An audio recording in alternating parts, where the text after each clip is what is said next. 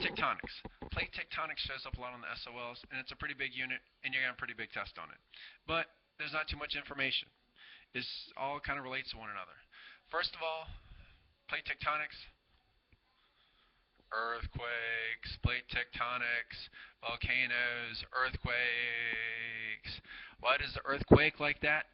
Well, why does it shake? Because the Earth's crust is broken up into different plates.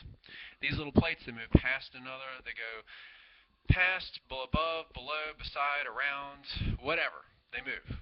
So these are big plates. They're like big chunks of rock. Rocks don't flow like butter. They don't flow like water. They don't flow like anything else. They flow like rocks.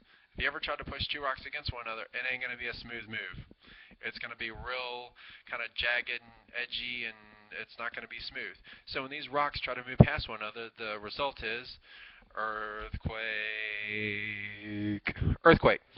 Okay, so what causes these rocks to move is their convection currents. We've already talked about convection before.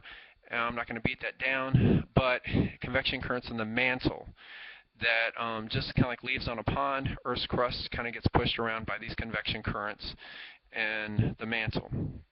So that causes earthquakes. Notice I keep saying earthquakes because it's a big deal, and it's a common thing with plate tectonics.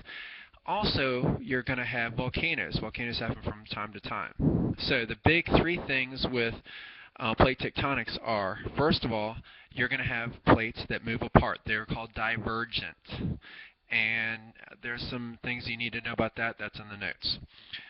Convergent, they come together. Big thing about that, and that's also in the notes, is you're going to have what's called, trying to get the webcam right, is subduction zone.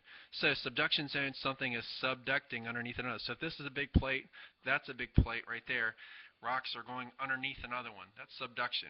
You'll see lots of pictures on that on your notes. And you will see it probably on the SOLs. And the examples of how you will see on the SOLs are in the notes. Next thing is transform. Transform plate boundary, that's where rocks go past one another. They don't go above, they don't go below, they don't go away from, they just kind of slide past one another. And this really only happens in California. Well, it actually happens a lot all over, but the most common one that everyone thinks about is in California.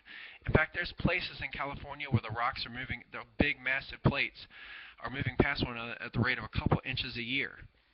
And there's actually a town in California where it's built right on top of this plate boundary that they constantly have to readjust the roads because one side of the road's moving one way, the other side of the road's moving the other way. Kind of crazy, but it's the truth.